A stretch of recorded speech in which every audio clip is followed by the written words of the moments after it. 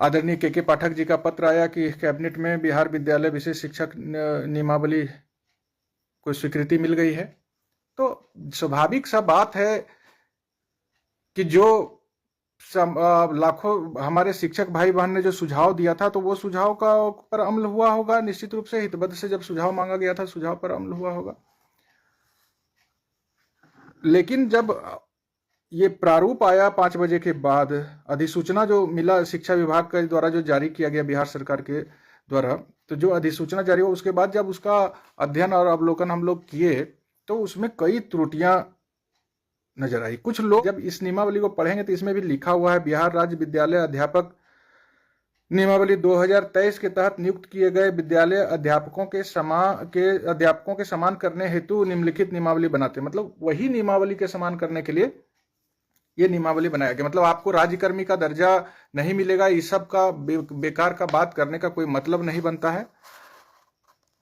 इसमें जो शर्त रखा गया है, जो इसमें प्रावधान किया गया है, वह नियम बनाया गया है, वह ठीक नहीं है, वह कहीं से भी न्यायोचित नहीं है। उसमें संशोधन बहुत जरूरी है।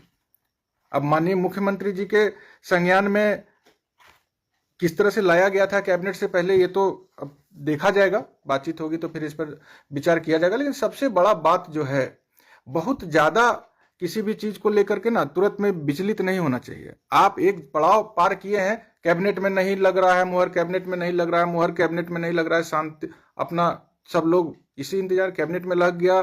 जब फाइनल अधिसूचना हम लोगों के सामने आ गया तो उसमें त्रुटि नजर आ रहा है। तो त्रुटि नजर आ रहा है तो इसका मतलब लंबे समय से संघर्ष चल रहा है। आप कैबिनेट में मुहर लगा, सूचना आई, स्वाभाविक रूप से देना भी चाहिए सरकार को बधाई, और हमने दिया भी। अब आप जान लीजिए, आनंद कौशल से जो जुड़े हैं 18 साल से 20 साल से, जो जान रहे हैं संघर्ष के दौरान कि संघर्ष भी होगा तो सीना ठोक के, और सरकार को अगर बधाई भी देना था तो पूरा खुशी से अपना सरकार को बधाई दिए कि चलिए कैबिनेट में मुहर लगा। अब बधाई भी देते हैं उसी सीना ठोक के, तो विद्रोह भी करते हैं सीना ठोक के मान सम्मान की रक्षा के लिए।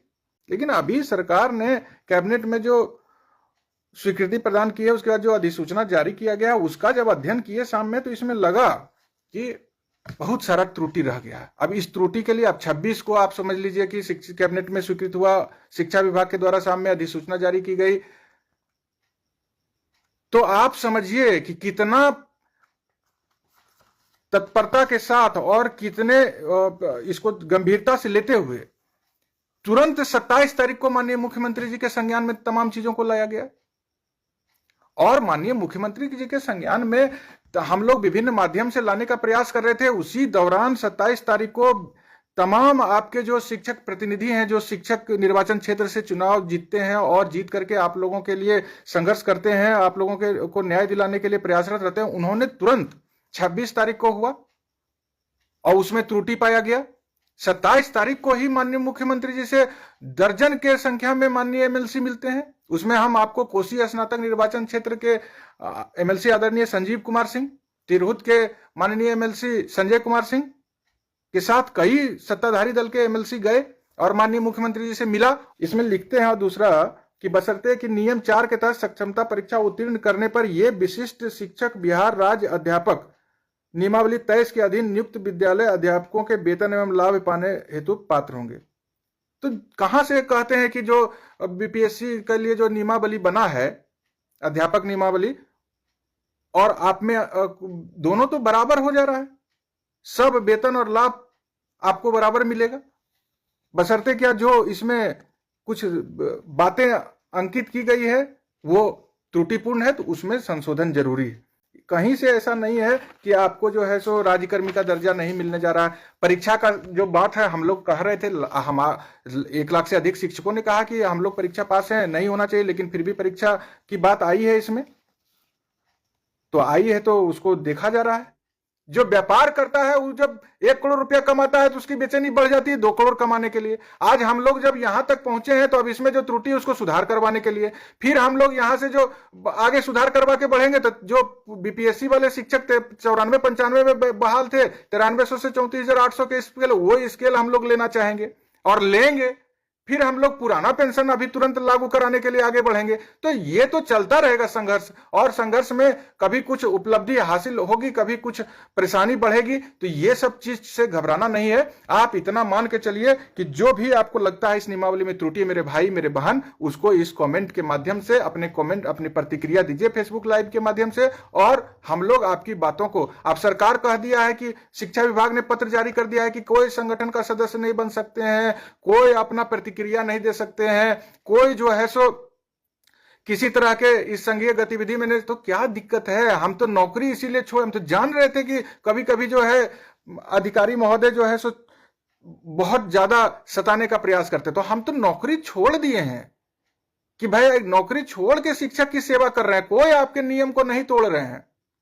जो राज्यकर्मी बने हैं, बनेंगे, वो निश्चित रूप से सभी राज्यकर्मी के नियम कानून का पालन करेंगे। हम तो सेवा में, भाई बहन के सेवा के लिए नौकरी छोड़े हुए हैं। यह बच्चों के लिए छुट्टी है, सारा पर्व त्योहार बच्चों के लिए जरूरी है और उनको उमंग के साथ पर्व त्योहार मनाना है। अब गर्मी छुट्टी में शिक्षक रहेगा, बच्चा नहीं रहेगा, स्कूल खुला रहेगा, ये सब तो अव्यावहारिक है और घोर निंदनीय है। इस सब पर माननीय मुख्यमंत्री जी से कहा जा रहा है, आप लोग फिलहाल अभी धैर्य से रहिए, जैसा स्थिति परिस्थिति बनेगा हर माध्यम से बातें। अभी देखिए ना, लाइव आ रहे थे तो पता नहीं कौन कौन लग गया था कि डिस्टर्ब कर रहा था, कहां से तकनीकी दिक्कत होता, कभी क्या कर देता है फेसबुक का। अरे आवाज कोई नहीं दबा सकोगे जी, आवाज हम तो अब कोशिश कर रहे हैं कि जो है ये सब बंद हो, संघर्ष जल्दी जल्दी न्याय मिलके लोग अपने घर परिवार के साथ शांति से रहे। तो आपको कोई भेज देगा जो है जमुई वाले को मधेपुरा, और मधेपुरा वाले को नालंदा, नालंदा वाले को अररिया, अररिया वाले को पश्चिम चंपारण, पश्चिम चंपारण वाले को सीतामढ़ी, तो होने देंगे क्या?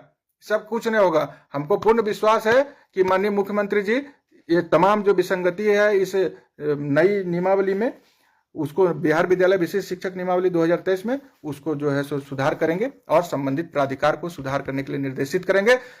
सभी सब हम तय कर देंगे, एकदम सब तय कर देंगे।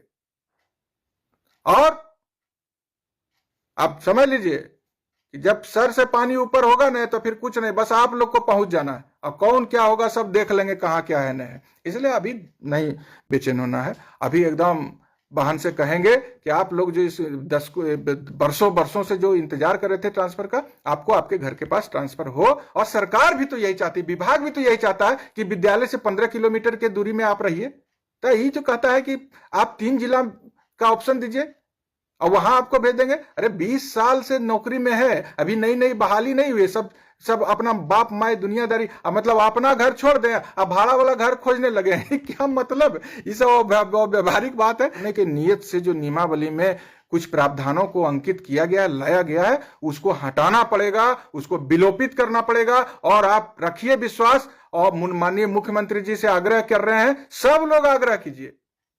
वही तो कह रहे हैं 30 तारीख को आइएगा सब लोग पटना में, तुरंत में हो जाएगा कि अभी ये नहीं, अभी वो नहीं, सब छुट्टी खत्म हो गया। रुकिए ना भाई।